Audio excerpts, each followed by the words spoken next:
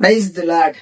యేసుక్రీస్తు నామంలో మీ అందరికీ కూడా వందనాలు తెలియపరుచుకుంటూ ఉన్నాను.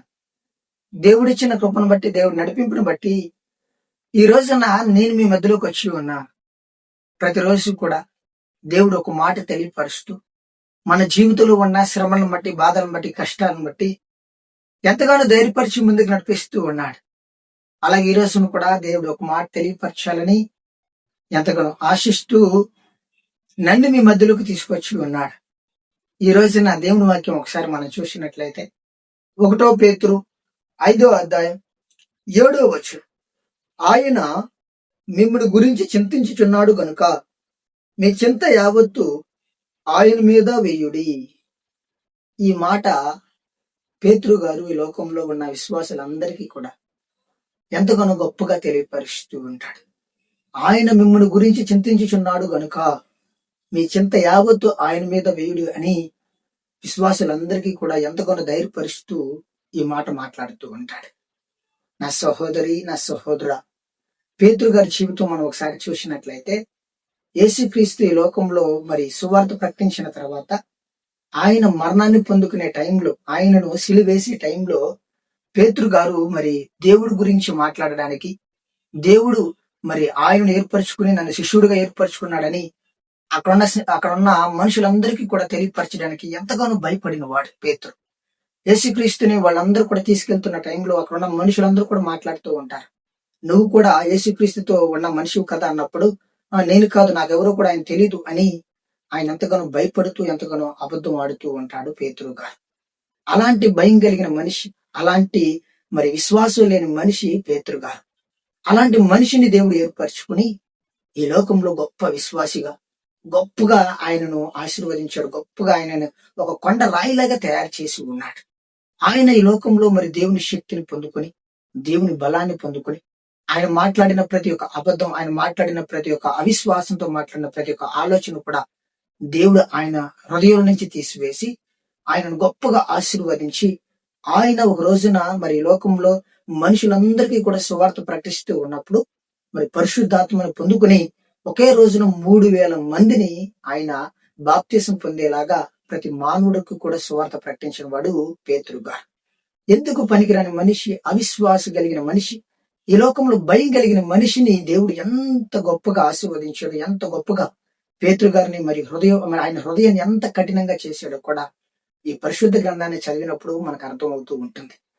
అలాంటి భక్తుడు, అలాంటి అవిశ్వాసి కలిగిన మరి పేతురు దేవుని శక్తిని పొందుకుని ఈ లోకంలో ఎంతో మందికి సువార్త ప్రకటించి ఎంతో మందిని మరి బాప్టిజం ఇచ్చి ఎంతో మందిని కాపాడిన వాడు పేతురు గారు.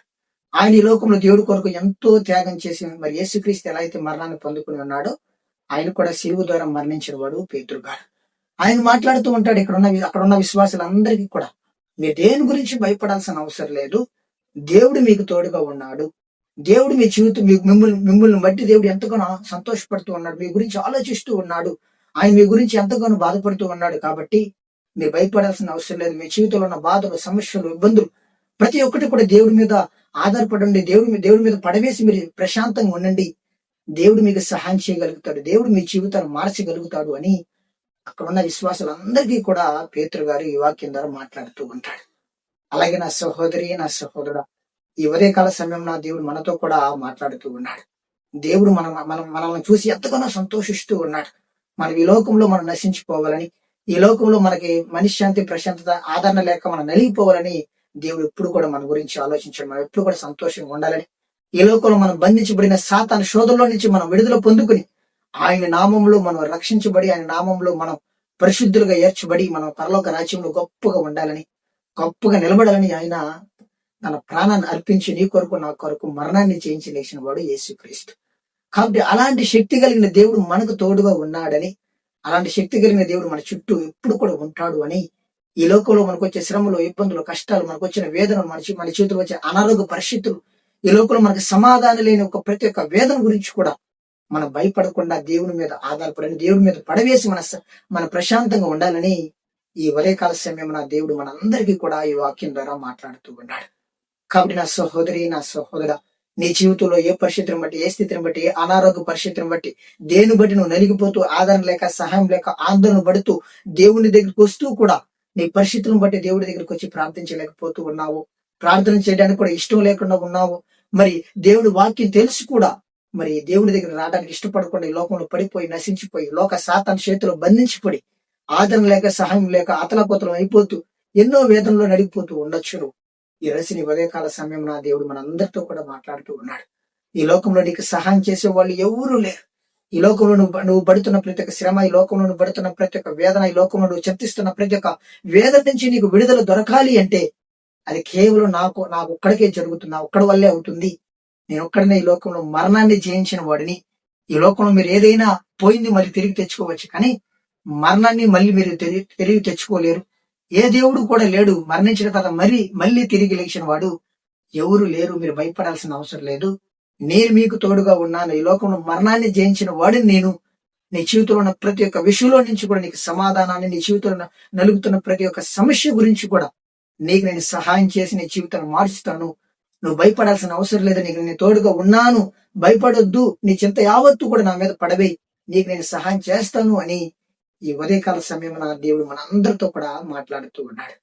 కాబట్టి ఇంకెవరైతే మరి నీ జీవితంలో పరిస్థితులను బట్టి భయపడుతున్నావో వాడి గురించి భయపడకుండా ఈ వాక్యాన్ని బట్టి మనం అందరం కూడా ఈ ఉదయకాల సమయం నా దేవుని కాళ్ళ దగ్గరికి వస్తే దేవుడి దగ్గరికి వచ్చి దేవుని దగ్గర మనందరం కూడా దేవునికి మరి మన జీవితంలో ఉన్న శ్రమలన్నీ కూడా తెలియపరచుకుని మనం కూడా ఆయన కాళ్ళ దగ్గర నిలబడదాం. మనం కూడా మన బాధలన్నీ కూడా ఆయన చెప్పుకుని ప్రార్థన చేద్దాం. మనకు కూడా సమాధానం దయచేస్తారని, మన గురించి ఎంతో కూడా చింతిస్తున్నాడు కాబట్టి మనకి సహాయం చేస్తానని మాట్లాడుతూ ఉన్నాడు కాబట్టి అన్ని విషయాల్లో కూడా దేవుని కాళ్ళ దగ్గర నిలబడాలని ఈ ఉదయకాల సమయం దేవుడు మనందరికీ కూడా తెలియపరుస్తూ ఉన్నాడు. కాబట్టి నా సహోదరి, నా సహోదర, మనం ఇంకొకసారి ఈ వాక్యాన్ని చదువుకుని మనందరం కూడా దేవుని మహింపరుచుకుని గణపరుచుకుని ఒక చిన్న ప్రార్థన చేసుకుందాం. ఒకసారి చదివినట్లయితే 1 పేతురు 5:7 ఆయన మిమ్మును గురించి చింతించుచున్నాడు గనుక మీ చింత యావత్తు ఆయన మీద వేయుడి. ఆయన మన గురించి ఎంతగానో ఆశ కలిగి ఉన్నాడు, మన గురించి చింతిస్తున్నాడంట. మనం ఈ లోకంలో నశించిపోతున్నామే, ఈ లోకంలో దేవుడి దగ్గర రాకుండా వెళ్ళిపోతున్నామని మన గురించి ఎంతగానో బాధపడుతూ ఉన్నాడంట. కాబట్టి మన దేవుని గురించి భయపడకుండా ఆయన కాళ్ళ దగ్గరికి వద్దాం. ఆయన దగ్గర అన్ని విషయాల్లో మనం ఒప్పుకుని సమాధానం పొందుకొని మన జీవితంలో సంతోషాన్ని పొందుకుందాం. ఈ లోకంలో మరి ఎంతో మంది జీవితాలు మార్చిన దేవుడు మన జీవితాలను కూడా మార్చగలుగుతాడు. మరి ఎంతో మంది జీవితాలు మరి ఎందుకు పనికిరాని జీవితాలని మరి దేవుడు గొప్పగా ఆశీర్వదించి గొప్ప సాక్షులుగా నిలబెట్టిన వాడు యేసుక్రీస్తు. కాబట్టి మనము కూడా ఈ లోకంలో ఉన్నన్ని రోజులు కూడా దేవుని శక్తిని గ్రహించి, దేవుని జ్ఞానాన్ని గ్రహించి ఈ లోకంలో ఉన్నన్ని రోజులు కూడా మనము కూడా దేవుని వాక్యం ముందు విశ్వసించి ముందుకెళ్ళి బిడ్డలుగా ఉందామని ఈ ఉదయకాల సమయంలో మీ అందరికీ కూడా తెలియపరుస్తూ ఉన్నాను. ఒక చిన్న ప్రార్థన చేసుకుందాం. అందరూ కూడా కళ్ళు మూసుకున్నట్లయితే. ప్రేమ కలిగిన తండ్రి, దయ కలిగిన యేసయ్య, నీకు వందనాలు, స్తుతులు, స్తోత్రాలు ప్రభా. బ్రతుకు తండ్రి, ఈ ఉదయకాల సమయంలో ప్రభా మా అందరితో కూడా తండ్రి నాయనా ఈ లోకంలో దేని గురించి కూడా మీరు భయపడాల్సిన అవసరం లేదు. మీ గురించి నేను ఎంతగానో ఆలోచిస్తూ ఉన్నాను, మీ గురించి నేను ఎంతగానో చింతిస్తూ ఉన్నాను. ఈ లోకంలో మీకు వచ్చిన శ్రమలు, ఇబ్బందులు, మీ జీవితంలో బంధించబడిన ప్రతి ఒక్క వేదన గురించి కూడా మీరు భయపడాల్సిన అవసరం లేదు. నేను మీకు తోడుగా ఉన్నాను, మీరు నా దగ్గరికి రండి, నా మీద ఆధారపడి ఉండండి, నా మీద పడవేయండి, నేను చూసుకుంటాను అని ఈ ఉదయకాల సమయంలో తండ్రి ఈ వాక్యం ద్వారా మా అందరితో కూడా మాట్లాడి ధైర్యపరిచి నడిపిస్తున్న దాన్ని బట్టి కూడా నీకు వందనాలు, స్తుతులు, స్తోత్రాలు తెలియపరచుకుంటూ ఉన్నాను తండ్రి. ఈ వీడియో చూస్తున్న నా సహోదరి, నా సహోదరులు కూడా తండ్రి వాళ్ళ జీవితంలో ప్రభు ఇంకేమన్నా విషయాల్లో నైనా వాళ్ళు కూడా తండ్రి నలిగిపోతూ ఆదరణ లేక, సహాయం లేక తండ్రి ఎంతో జీవితంతో తండ్రి మరి సాతాను శోధనకు బంధించబడిపోయి తండ్రి నాయన బయటికి రాలేని వాళ్ళు ఇంకెవరు ఉన్నారు ప్రభా. వాళ్ళు కూడా తండ్రి ఈ వీడియో చూస్తూ ఉండగా తండ్రి నాయన వాళ్ళు కూడా తండ్రి విశ్వాసంతో ఈ కాళ్ళ దగ్గరికి వస్తూ ఉండగా వాళ్ళ చేతిలో ఉన్న ప్రతి ఒక్క బంధకం, వాళ్ళ చేతిలో ఉన్న ప్రతి ఒక్క శ్రమ, వేదన, అనారోగ్య పరిస్థితి, ప్రతి ఒక్క ఫైనాన్షియల్ విషయం కూడా ప్రభా తండ్రి వాళ్ళు విడుదల పొందుకుని నీ నామంలో శక్తిని పొందుకుని నీకు సాక్షులుగా ఉండే బిడ్డలుగా, ఈ లోకంలో తండ్రి సంతోషంగా ఉండే బిడ్డలుగా తండ్రి కృపతో నడిపించమని, ఈ వాక్యం తండ్రి మా జీవితం నెరవేర్చి నడిపించి సహాయం చేయమని కోరుకుంటూ, ఈ చిన్న ప్రార్థనలు నడిపించమని కోరుకుంటూ యేసయ్య పరిశుద్ధ నామములో అడిగి వేడుకుంటున్నాను తండ్రి, ఆమేన్. కాబట్టి మనం అందరం కూడా ధైర్యం పొందుకుందాం. దేవుడు మనకు సహాయకుడు, దేవుడు మనకు తోడుగా ఉన్నాడు, దేవుడు మన జీవితాన్ని మార్చగలుగుతారని విశ్వాసంతో ఉండాలని మీ అందరికీ కూడా ఇంకొకసారి ఈ ఉదయకాల సమయం తెలియపరుస్తూ ఉన్నాను. ఆమేన్.